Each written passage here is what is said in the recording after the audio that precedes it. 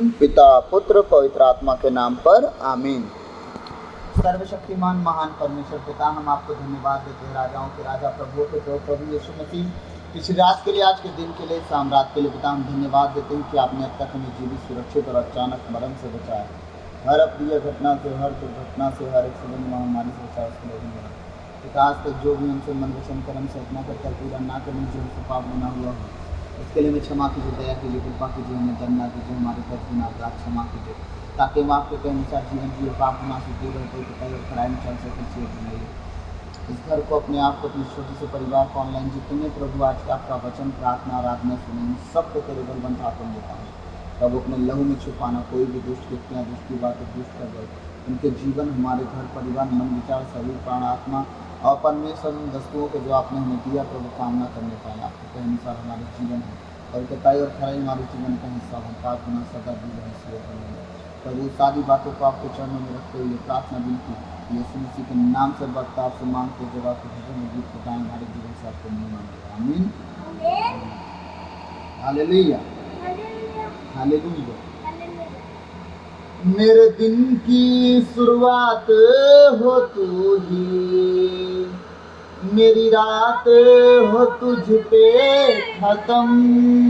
फिर से, मेरे दिन की शुरुआत हो तू ही, मेरी रात हो तुझ पे खत्म। मैं बैठा रहूं खोजता हूँ और तुझ में ही रहता मगन। मैं बैठा रहूं खोजता हूँ और तुझ में ही रहता मगन। यीशु मेरे यीशु, हाँ यीशु मेरी आदत बन जा, आदत बन जा यीशु, हाँ यीशु मेरे यीशु मेरी आदत बन जा, आदत बन जा। बदल मुझे जिंदगानी से मेरी, अपना किस्सा सुना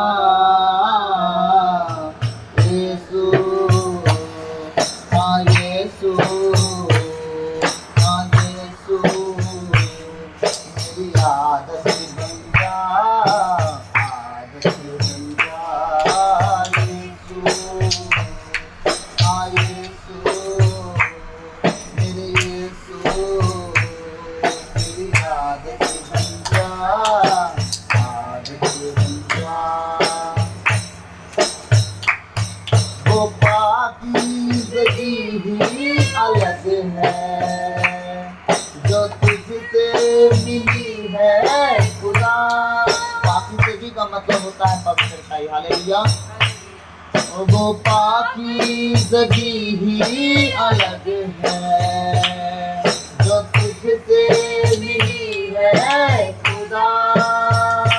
ये तरीका है तुझसे मिलने का, अब होना नहीं तुझसे जुदा। गीतकार कहता है बिना पवित्रताई के आप परमेश्वर से नहीं मिल सकते। वो पाकीज़गी, वो पवित्रताई ही है जो यीशु मसीह से हमें मिला सकता है। बिना पवित्रताई के हम प्रभु से कभी मिल नहीं सकते। हालेलुया। वो पाकीज़गी ही अलग है जो तुझसे मिली है खुदा। ये तरीका है तुझसे मिलने का, कभी होना ना मुझसे जुदा। तुझसे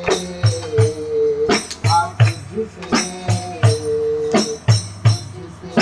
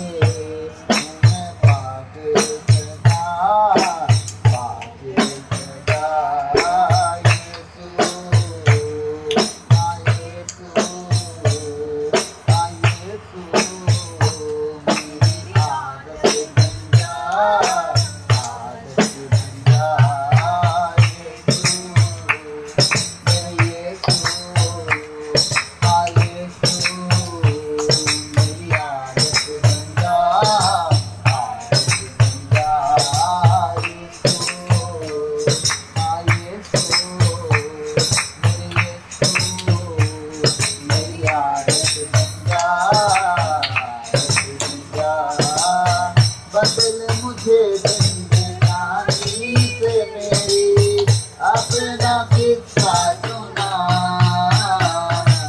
यीशु हाँ यीशु हाँ यीशु मेरी आदत बन जा, सब कहें यीशु। प्रभु को अपनी आदत बनाए, अपने उठने में, अपने बैठने में, अपने सोचने में, अपने समझने में, अपने बोल चाल में, अपने हर एक परिस्थिति में प्रभु को बुलाएं।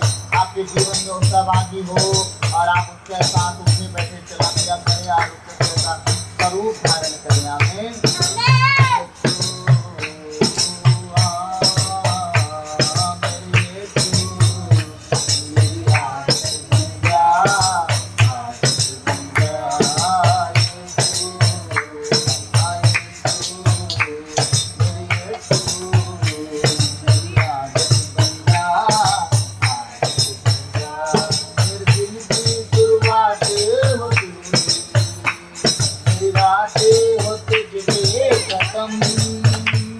मेरे दिन की शुरुआत हो तू, मेरी रातें हो तुझ पे खत्म, मैं बैठा रहूं खोजता हूँ, मैं तुझ में ही रहता मगन, मैं बैठा रहूं खोजता हूँ और तुझ में ही रहता मगन।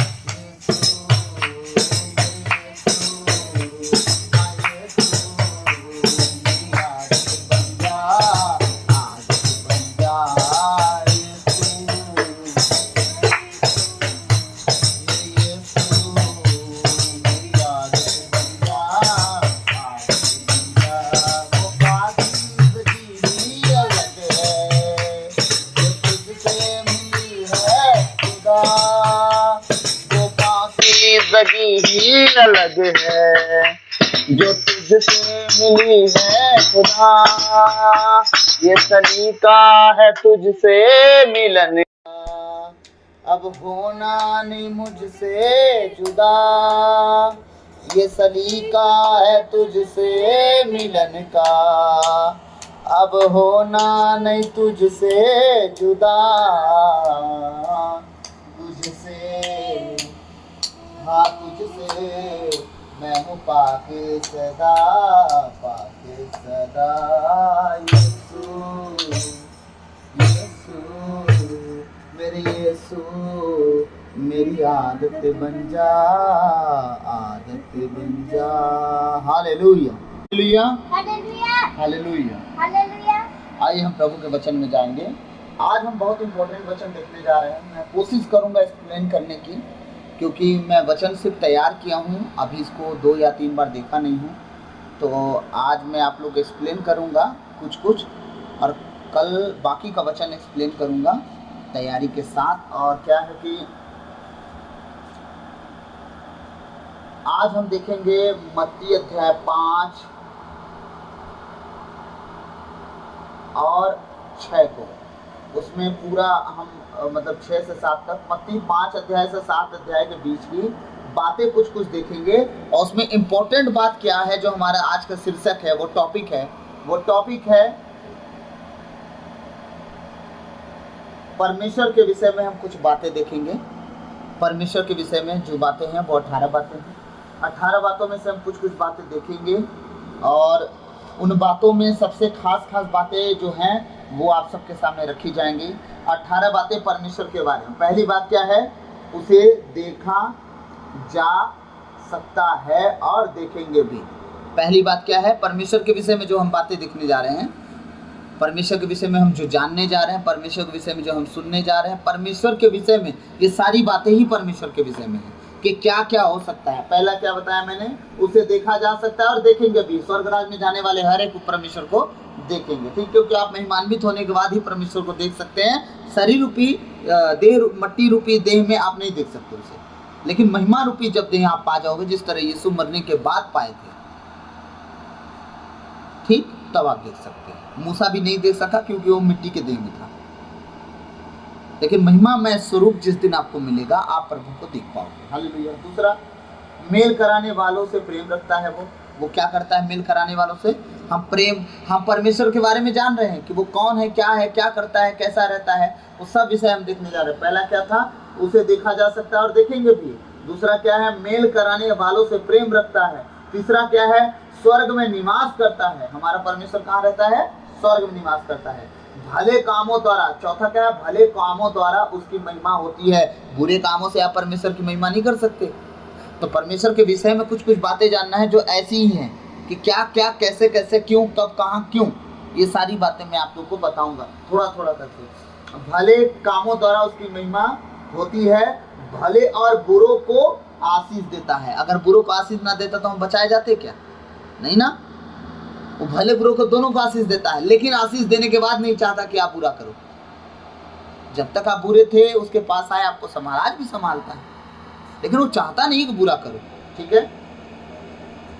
पांचवा क्या था? भले और बुरों को आशीष देता है। छठवां, वह सिद्ध है। हमारा परमेश्वर क्या है? सिद्ध है। सातवां क्या है? आज्ञा पालन करने का प्रतिफल देता है। जो आज्ञा पालन करता है उसका वो प्रतिफल देता है। ठीक है। और आठवां है, सर्वज्ञ है, उसके इतना ज्ञानी कोई नहीं है। ठीक।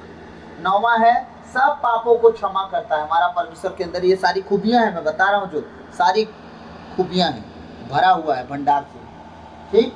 10वां क्या है? उन सब का पिता है जो उसकी आज्ञा मानते हैं। उन सब का वो पिता है जो उसकी आज्ञा मानते हैं। जो आज्ञा नहीं मानते उनका वो कुछ नहीं लगता। ठीक। 11वां क्या कहता है? कपट या पाखंड से घृणा करता है हमारा परमेश्वर। वो कपटी और पाखंडियों का वो परमेश्वर नहीं बनना चाहता। वो जो लोग कपट और पाखंड करते हैं उनसे घृणा करता है परमेश्वर, उनसे देखना पसंद नहीं करता। लौट के आ जाए क्षमा करता है, लेकिन वो प्रभु में रह के जो आज नौटंकी फैलाए हैं ना लोग, वो पसंद नहीं करता। ठीक है। 12 कह रहा है, सारी प्रार्थनाएं सुनता है। एक भी प्रार्थना आपकी इधर उधर नहीं जानती, सारी प्रार्थनाएं वो सुनता है। तो उत्तर क्यों नहीं देता? तुम्हारे कमियों के कारण। तुम सही रीति से पश्चाताप नहीं करते।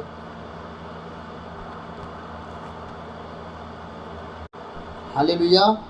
सारी प्रार्थनाएं सुनता है। ठीक। ये कौन सा था? 12। 13 नंबर में क्या है?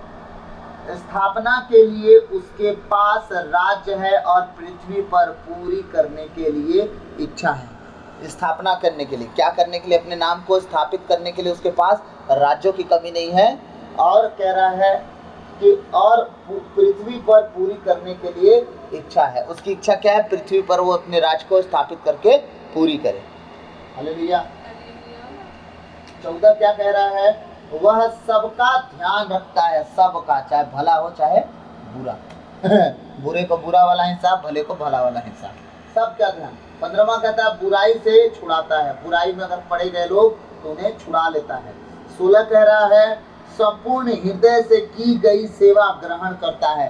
संपूर्ण हृदय से की गई है क्या बोलते हैं? सेवा। कुड़ के करने वाली नहीं, मजबूरी में करने वाली नहीं, दिल छोटा करके सेवा करने वाला नहीं। जैसे कुछ लोग अपना दान भेंट सेवा में लाते हैं प्रभु के, तो दिल में छोटा दिल करके सेवा में लाते हैं। हाँ, कि कैसे करें, पूरा चला जा रहा है, बहुत कम बचेगा, जिंदगी भर कमी उनका पीछा नहीं छोड़ती। जिस दिन उत्साहित हो गए, ओह, अपने स्वर्गीय पिता के राज्य के लिए हम, स्वर्गीय पिता, सोचो, जो सब कुछ करने वाला परमेश्वर है, उसके राज्य के लिए हम अपना बटुआ खोल रहे हैं। खुदा आपके लिए आकाश के झरोखे और धरती के खजाने खोल देता है, तब फकीर राजा बन के घूमता है इस दुनिया में देखते देखते, क्योंकि वो कभी धन की चिंता नहीं किया। अपने खुदा के सामने देने वाला परमेश्वर है, मैं क्यों चिंता करूं? हाँ, जिस दिन खुले हृदय से अपने खुदा की सेवा के लिए हम अपने जीवन से कुछ भी करते हैं ना, सेवा, ओ खुदा उसका 100 गुना लौटाता है। क्योंकि जो भूमि में गेहूं बोया जाता है उसका प्रतिफल वो वापस भी पाता है, बीज बोने वाला मालिक, चाहे वो किसी तरह का बीज क्यों ना बोया जाए। हालेलुया। बुराई से छुड़ाता है, संपूर्ण हृदय से की गई सेवा ग्रहण करता है, 17 कह रहा है वह एक विशाल पिता है। क्या है वो? विशाल, उससे बड़ा कोई है ही नहीं, इतना बड़ा भयंकर विशाल, स्वर्ग में भी नहीं समाता। 18 कह रहा है सबका न्याय करेगा। ला, इतना बड़ा पिता है वो। हाँ? 5 दिन सारी दुनिया का रचना किया, 6वें दिन पहले मैं बोलता था कि उसने इंसान बनाया, अब मैं कह रहा हूँ उसने अपना घर बनाया, वो हम लोग। हृदय रूपी सिंहासन पर विराजमान होता है हमारा प्रभु, और हृदय रूपी पटिया पर लिखता है उसके वचनों को अंकित करता है। फिर वो कहता है इसे कभी ना भूलना, इसे कभी ना भूलना, स्मरण करना, याद रखना, इसे कभी ना भूलना। आए अपने माथे पर अंकित रखना, इसका मतलब टैटू थोड़ी करवाना, इसका मतलब उन्हें स्मरण करना अपने माथे की बिंदी समझ के कि हाँ है तो नहीं बिंदी की, कहीं चली ऐसे। हालेलुया। तो आज हम पहला भाग देखेंगे, पहला नंबर देखेंगे 18 भाग में से। पहला ये है उसे देखा जाता है और उसे देखेंगे भी। मत्ती अध्याय 5 पद संख्या 8 मेरे साथ निकालेंगे। मत्ती अध्याय 5 पद संख्या 8।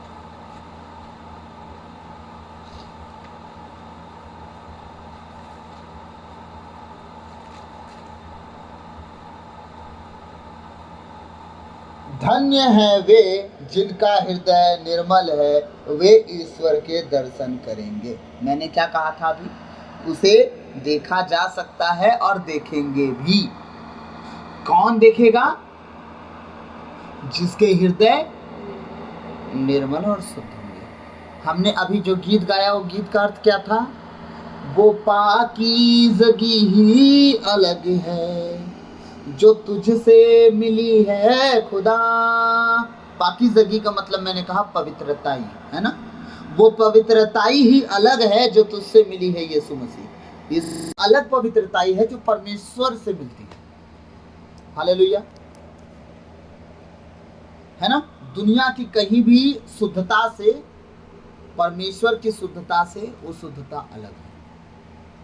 ठीक, दुनिया की कोई भी शुद्धता उस शुद्धता को नहीं छू सकती जो हमारे यीशु मसीह से मिलती है। वो पवित्रताई नहीं मिल सकती जो हमारी यीशु मसीह से मिलती है। अब दूसरी लाइन में क्या गाया हमने? पहली लाइन तो गाए वो पाकीज़गी ही अलग है जो तुझसे मिली है खुदा। ये सलीका है तुझसे मिलन का, कभी होना ना तुझसे जुदा। मतलब यही तरीका है प्रभु तुझसे मिलने का। कौन सा तरीका? पवित्रताई में चलने का।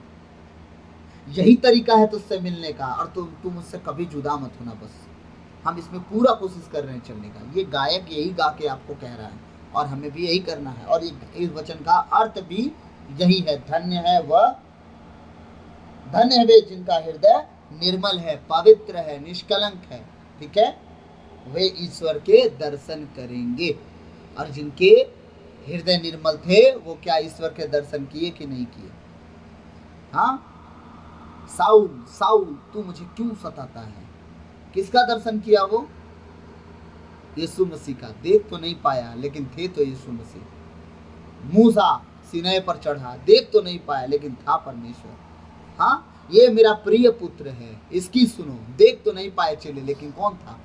बादलों में प्रभु। समझिएगा, ये सारी बातें जो हैं, इन सब बातों को समझिएगा। देखा भी जा सकता है और हम देखेंगे स्वर्ग राज में। हालेलुया। प्रभु का वचन कह रहा है धन्य है वे। अब धन्य कौन है? वे लोग जिनका हृदय निर्मल है। अगर आपका हृदय निर्मल है तब आप धन्य हैं। अगर आपका हृदय निर्मल नहीं है, आप धन्य नहीं हो सकते।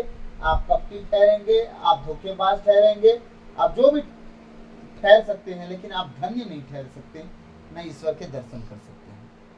हालेलुया। इसलिए प्रभु कह रहा है धन्य है वे जिनके हृदय निर्मल है, वे ईश्वर के दर्शन करेंगे। दूसरा क्या था?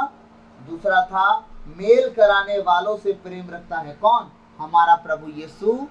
जो लोग मेल कराने वाले हैं, हमारा पिता परमेश्वर। हम परमेश्वर के बारे में जाने कि वो क्या क्या, कैसे कैसे, क्यों, कब, कहाँ करता है, क्या करता है ना।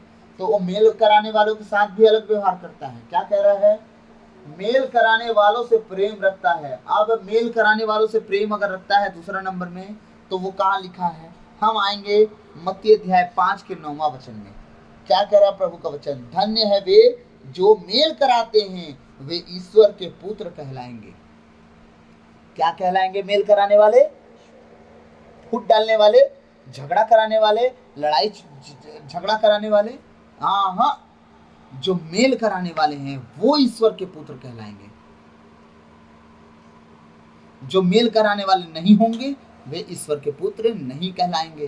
अब आज की दुनिया मेल कराने वाले तो 2% बचे हैं लोग, 2% बस। 1% अगुआ, 1% कलीसिया के कुछ काच लोग जो अगुआ के कहे अनुसार चलते हैं। बाकी सब फूट डालने वाले हैं, सब फूट डालने वाले, विद्रोह करने वाले, लड़ने वाले, झगड़ने वाले, सब लगभग बन जा रहे हैं। ऑनलाइन जितना सुन रहे हैं वो उन 2% में से आते हैं जो अगुआ की बात सुन के चलने वाले। आप सब फूट डालने वाले नहीं हैं, लेकिन हाँ कुछ लोग हैं जो फूट डालते हैं। तो धन्य है वे जो मेल कराते हैं, वे ईश्वर के पुत्र कहलाएंगे। याद रखिएगा, मेल कराने वालों से परमेश्वर प्रेम रखता है, बाकी फूट डालने वालों से, लड़ने झगड़ने वालों से नहीं। हाँ, 9वां वचन कह रहा है, धन्य है वे जो मेल कराते हैं, वे ईश्वर के पुत्र कहलाएंगे। आप अगर मेल कर, मैं जब प्रभु को नहीं जानता था तो न जाने कितनों का मेल करा डाला। जब नहीं जानता था कुछ तो गलतियां भी किया हूं, कुछ तो लड़का लड़कियों का भी मेल करा डाला हूं, लड़ने बाजने वालों का है। प्रभु को नहीं जानता था, जानता तो मारता तो हाँ भागो यहाँ से, और झगड़ा भिड़ा देता ताकि तुम मिलो ही ना। हाँ, लेकिन बात कह रहा हूँ, बहुतों का मेल कराया, रिश्तों में मेल कराया, नातों में मेल कराया, रिश्तेदारों में मेल कराया। क्या पता प्रभु वो सब देखा हो तो अपना बेटा बनाया हो, मुझे अलग किया हो लोगों से। कोई सुधरे ना सुधरे, तू निकल वहां से। हाँ, तो याद रखिएगा, जब आप मेल कराने वाले बन जाते हैं, आप परमेश्वर का बेटा बनने का अधिकार पा जाते हैं। फिर अलग से कुछ आपको डिग्री नहीं लेना पड़ेगा यीशु मसीह का बेटा कहलाने के लिए। आपको डिग्री बाइबल दे रही है आज, लिखित प्रमाणित, कि अगर तुम मेल कराने वाले होगे तो तुम मेरे बेटे कहलाओगे। और बेटा वारिस होता है भाई, स्वर्ग राज के लिए तुम्हें माथा रगड़ना नहीं पड़ेगा। अब तुम वारिस हो गए हो परमेश्वर के राज के।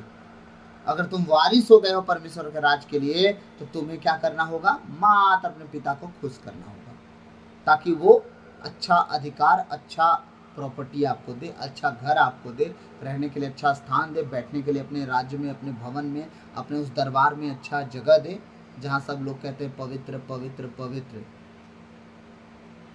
हाँ, सर्वशक्तिमान पिता ईश्वर जो था, है और आने वाला है। ये सब बातें जो सुनने की बात हो ना, तो उस जगह पे आप बैठने वाले हो, इस योग्य बने। हाँ, धन्य कौन होगा? जो मेल कराएगा, और परमेश्वर का बेटा और बेटी कहलाएगा। अगर आप परमेश्वर का बेटा बेटी कहलाना चाहते हैं, तो लड़ाई झगड़ों से दूर होके, जिनसे आपका फूट बैर झगड़ा ऐसा थोड़ा बहुत जलन क्रोध है, उनसे जल्द से जल्द मेल कीजिए। उन्हें अपने घर पे खाने पे बुलाइए, आप उन्हें चाय कॉफ़ी पे बुलाइए, उनके लिए पार्टी दीजिए, या तो आप नहीं बुला सकते तो आप उनके घर जाइए, आप कुछ भी कीजिए, बस आप मेल करने वाले बनिए या कराने वाले बनिए। दोनों पार्टी को पहले अलग अलग समझाइए। एक होता है ना, समझाने का तरीका नहीं पता कैसे जाएं, तो एक काम करो, आप तो वचन सुन लिए, अब तो जान रहे हो ना फलाना फलाना का झगड़ा है। पहले एक जन के पास जाओ, उससे बोलो फलाना आदमी से हम मिले, बहुत पछता रहा था, तुम लोग का थोड़ा अनबन जो हो गया, उसे अच्छा नहीं लग रहा था तुम्हारे लड़ाई झगड़े से, बोल रहा था फालतू हम हल्ला चिल्ला कर गए, मने मन थोड़ा मन मुटाव हो गया। हाँ, अब मैं उसे माफ़ी कैसे मांगूँ, थोड़ा अच्छा नहीं लग रहा है। ठीक है, गलती किसी की भी हो, सेम बात बोलना है। ठीक, फिर उससे मिल लिए, उसके मन में एक बीज बो के चले गए तो फलाना आदमी मिलना चाहता हो, मिलना नहीं चाहता वो, लेकिन तुम बोल के गए। फिर दूसरे वाले के पास गए, उससे भी यही बात बोले, फलाना आदमी बोला कि मैं बहुत बुरा लग रहा था यार। हाँ, अब ये दोनों को सेम बात अगर बोल के आके जब दोबारा सामने एक दूसरे के मिलेंगे, वो क्या लड़ेंगे? पूछेंगे कि तू उस दिन ऐसा बोला था क्या? नहीं ना, वो बोलेंगे थोड़ा अच्छा नहीं लग रहा है, तुम मिलने आए, अच्छा लग रहा है। मतलब मिल हो गया ना, परमेश्वर के बेटे बेटी बोलने का अधिकार मिल गया। अब तीसरा वचन क्या कह रहा है? तीसरा नंबर, स्वर्ग में निवास करता है कौन? हमारा प्रभु परमेश्वर।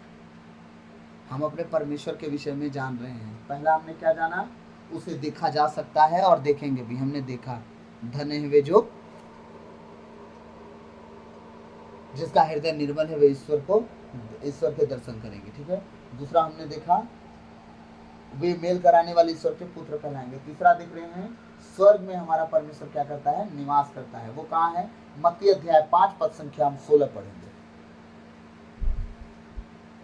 वचन कह रहा है, उसी प्रकार तुम्हारी ज्योति मनुष्यों के सामने चमकती रहे, जिससे वे तुम्हारे भले कामों को देखकर तुम्हारे स्वर्गीय पिता की महिमा करें। किसकी महिमा करें, स्वर्गीय पिता की महिमा करें। हमारा पिता कहाँ रहता है, स्वर्ग में।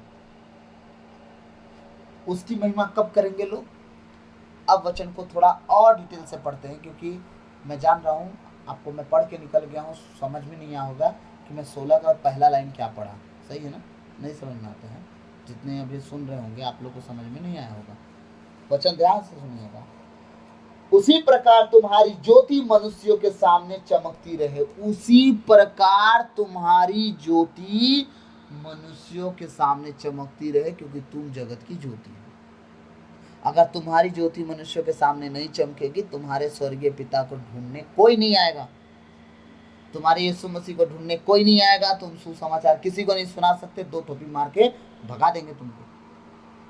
लेकिन अगर तुम्हारी ज्योति चमकी मनुष्यों के सामने, तो लोग तुम्हें पूछेंगे कि आखिर इस बंदे में ये कहाँ से खूबियां आई, तुम्हारे बढ़ने का राज क्या है।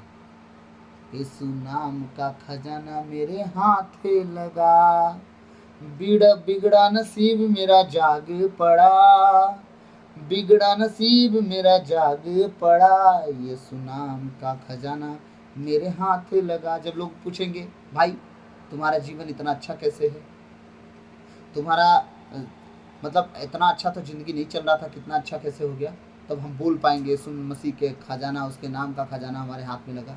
अब स्वर्ग का झरोखा उसी का है, धरती का छुपा खजाना भी उसी का है, वो जहाँ नहीं बोता वहाँ से भी काटता है। तो ये हमारा परमेश्वर है। अब उसका प्रचार करने में आपको दिक्कत नहीं होगी, लोग बैठ के आराम से सुनेंगे। पहले कैसे सुनेंगे, जब आप ज्योति बन के मनुष्यों के सामने चमकोगे तब।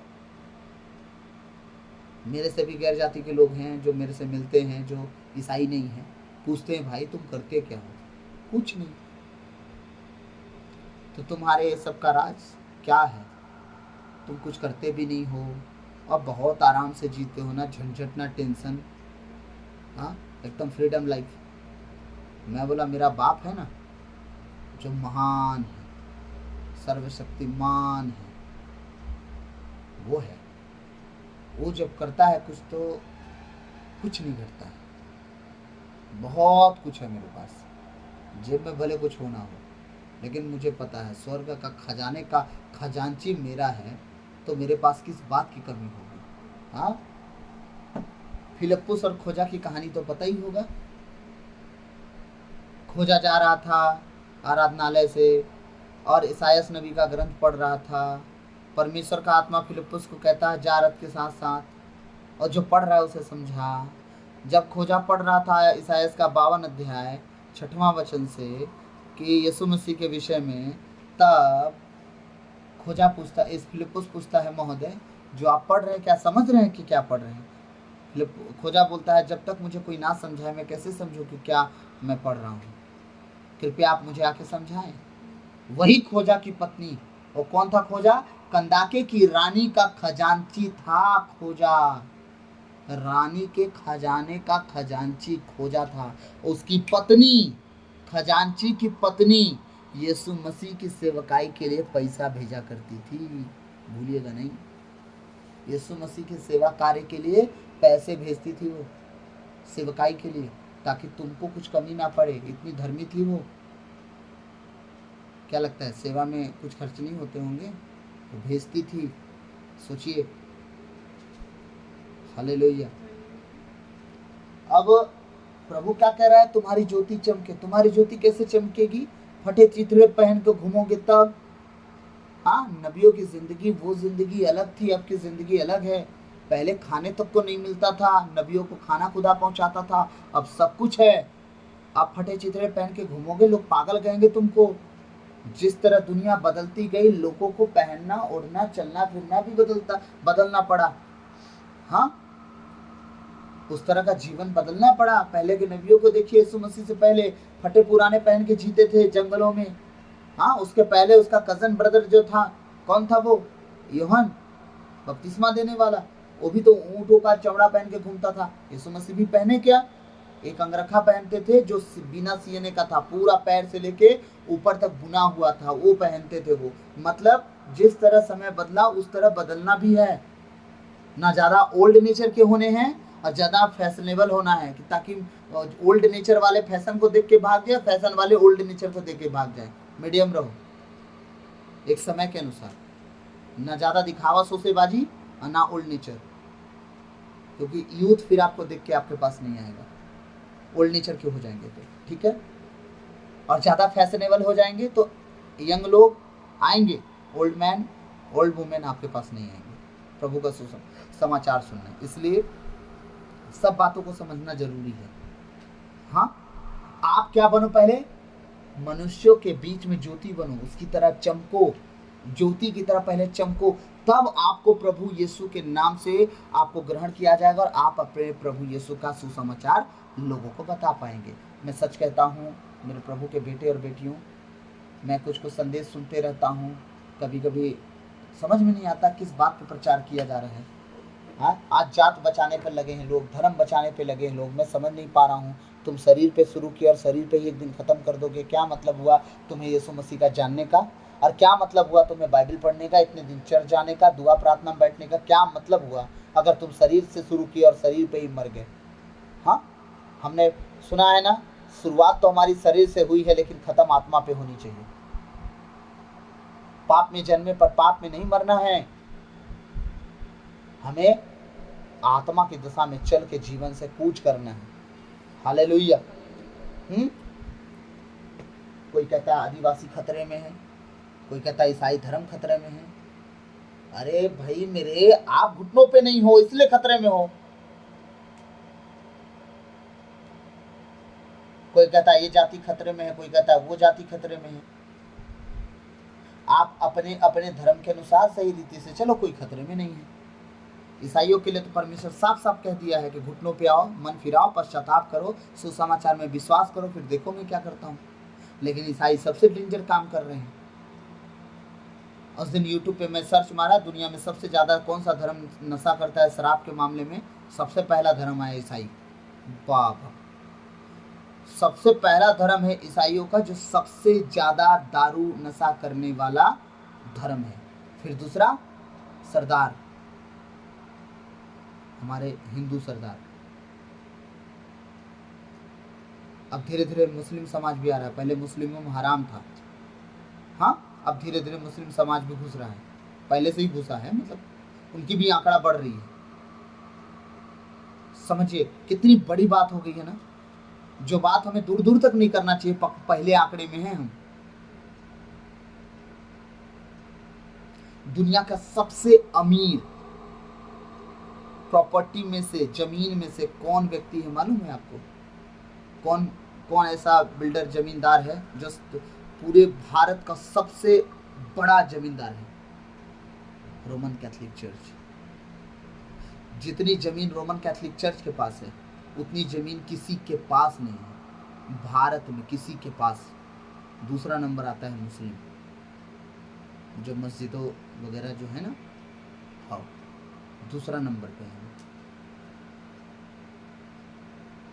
पहला नंबर पे है रोमन कैथोलिक चर्च, जिसके पास इतनी जमीन है। ये सब हुआ कहां से? आज के दुआ प्रार्थना से हुआ है। जाके दिखाओ 2-4-10 एकड़ खरीद के, नशा फट जाएंगे जो पहले चढ़े होंगे, सस्ता वाला। ठीक, ये जो दुनिया भारत में सबसे ज़्यादा अगर कैथोलिक के पास ज़मीन है ना, तो एक घुटनों के दम पे आई है, घुटनों के दम पे। जब वो घुटनों पे दुआ किए हैं तो यहाँ के राजा महाराजा उन्हें दान दे दिए हैं, जाओ जियो खाओ, ज्ञान शिक्षा बांटो, आराम से रहो। समझे? आज बुद्धि लगाने के चक्कर में कुछ नहीं मिल पा रहा है, और ये खतरे में वो खतरे में बोलना बंद करो। आओ घुटनों पे, खुदा सब सेट कर देगा। इसलिए बार बार परमेश्वर से अब्राहम जा जाके बोलता रहा कि प्रभु सदोम गमोरा में अगर 5 धर्मी होंगे तो तू नाश कर देगा। प्रभु कहता चल 5 भी होंगे तो नहीं नाश करूंगा। 5 तो कम से कम दुआ करेंगे। वहां कितने धर्मी मिले? मात्र 1 लोट, वो भी उसका दिल जलता था पर कुछ करता नहीं था। लोगों का पाप गुना देख के दिल जलता था, कुछ करता नहीं था। पत्नी हाय हाय करती थी, शुरू से हाय हाय में रही है। इब्राहिम से अलग करवा दी उसको, हाय हाय के चक्कर में हिस्सा बंटवा के भाग गई। बेटियां व्यभिचारिणी हो गई। कौन? 5 धर्मी थे वहां परिवार में। 4 ही जन थे, 2 बेटी 1 पत्नी 1 बाप, 4 ही जन थे ना। 5 धर्मी थे क्या? दोनों बेटियों का एंगेजमेंट हो चुका था, दामाद लोग भोग विलास में लीन, दारू पीने में मगन है। लोट कह रहा है दामादों से चलो भाग चलते, चलो भाग चलते है। भाग बड़ो, कहाँ दिमाग काम नहीं कर रहा है तुम्हारा? ऐसे बोल के भगा दिए होंगे अपने ससुर को। हाथ पकड़ पकड़ के निकालना पड़ा परमेश्वर के दूतों को। सोचिए, ऐसे आज्ञा मानने वाले लोग। देख रहा है मेरे दरवाजे पे, मेरी घर के सामने जितने लोग पाप करने के लिए आए थे सब अंधे हो गए इन्हीं स्वर्गदूतों के द्वारा। अब इनकी बात तुरंत मानू। अकबकाक खड़ा है, क्या करूं क्या ना करूं। हाय मेरा घर, हाय मेरी प्रॉपर्टी, हाय मेरा ऊंट बैल बकरी है। हाथ का चुचुरा पकड़ के भगाना पड़ रहा है परमेश्वर को। भाग यहाँ से, पीछे मुड़ के मत देखना। अभी भी लोट की पत्नी, हाय मेरा संदूक, हाय मेरी झांपी, हाय मेरी कठौती है। नमक का खंबा बन के रह गई जिंदगी भर के लिए। इन सब बातों को समझिए।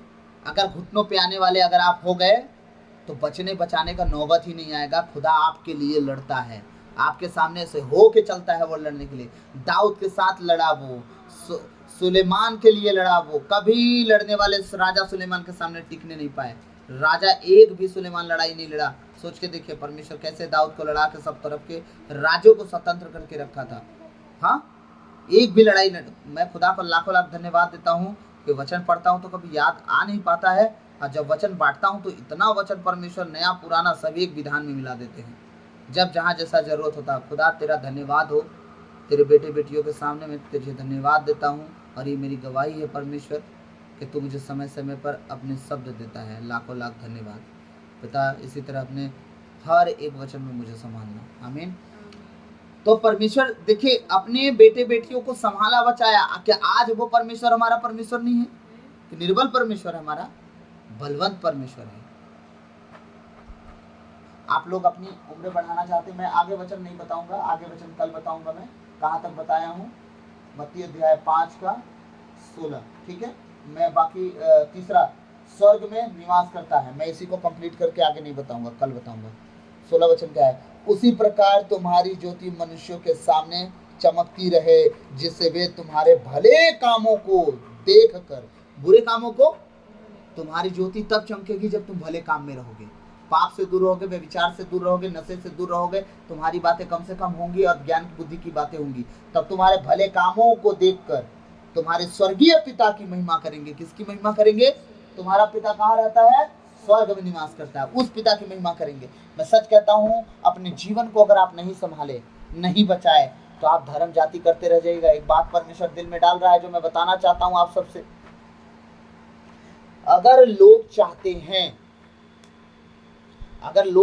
कि परमेश्वर का न्याय जल्दी ना प्रकट हो, अगर लोग चाहते हैं कि परमेश्वर का दिन जल्दी ना आए, अगर लोग चाहते हैं कि परमेश्वर अपनी वो विपत्तियां जो प्रकाशना ग्रंथ में भेजने के लिए बोला है घोड़ों के द्वारा, अकाल, मृत्यु, महामारी, क्रोध, हाँ, ये जो बातें वो कहता है ना, सूरज का काला हो जाना, चंद्रमा का कंबल लाल हो जाना, हाँ, और समुद्र का पानी का जहर बन जाना। परमेश्वर अगर लोग ना चाहें कि ऐसा जल्दी हो, आपके जीते जिए सब देखना पड़े, मैं सच कहता हूँ एक काम करिए, घुटनों पे आइए। जिस तरह पुराने लोग परमेश्वर के सामने घुटनों में थे, परमेश्वर सब कुछ बदल के रखा, एनवायरनमेंट को, नेचर को, गवर्नमेंट को, सब कुछ बदल के रखा। आज भी परमेश्वर बदल देगा और आपके फेवर में लाएगा। परमेश्वर के लिए कुछ भी असंभव नहीं है। लेकिन अगर नहीं सुधरे, अब घुटनों पे नहीं आए, जातिवाद में लड़ते रह गए, ईसाइयों को सता रहे हैं, आदिवासियों को सता रहे हैं, ये सब नाटक करने में लग गए ना, जिंदगी भर शरीर पे ही खत्म हो जाएगा, आपका कुछ होने वाला नहीं है। मणिपुर में घटना हुआ, क्या कर लिए? कुछ कर लिए। श्रीलंका में हुआ, कुछ कर लिए। पाकिस्तान में कुछ हुआ, कर लिए। भारत में न जाने कहाँ कहाँ हुआ, कुछ कर लिए। नहीं कर पाए ना, घुटनों पे आओ, परमेश्वर कर देगा। कैसे सुरक्षित रखना है, कहाँ संभालना है, वो कर लेगा। लेकिन अगर नहीं करे तो जो दुआ में रहेंगे, दुनिया को काल पड़ेगा, उस दुनिया में तुम भी हो, फंसोगे बाबू, भूलना मत। दुनिया में तुम भी हो, फंसोगे, तुम भी उस अकाल का सामना करोगे। ये बताइए, अकाल का सामना इजरायली नहीं किए थे एलिया के दिनों में? खाना कौन पाया? एलिया। बाकी पाए क्या? तो कौन था प्रार्थना में? एलिया। बाकी लोग झेले। मैं सच कहता हूं, अगर वो दिन नहीं देखना है, सच कहता हूं, घुटनों पे आइए। अगर वो दिन देखना है तो मत आइए, फिर लड़ते रहिए जाति धर्म के नाम पे, गवर्नमेंट से, इससे उससे, ठीक है।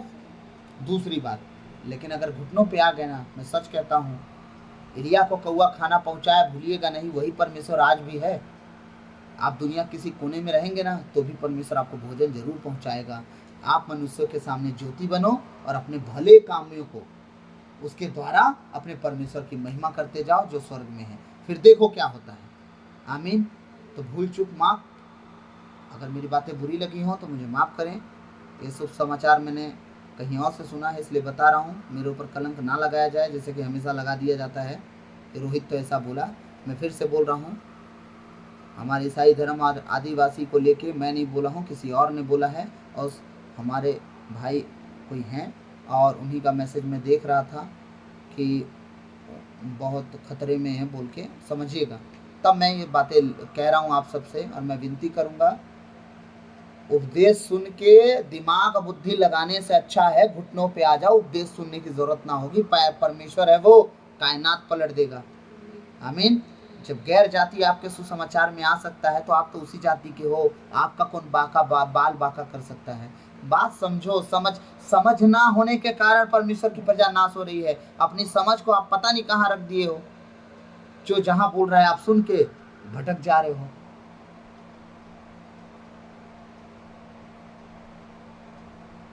हालेलुया।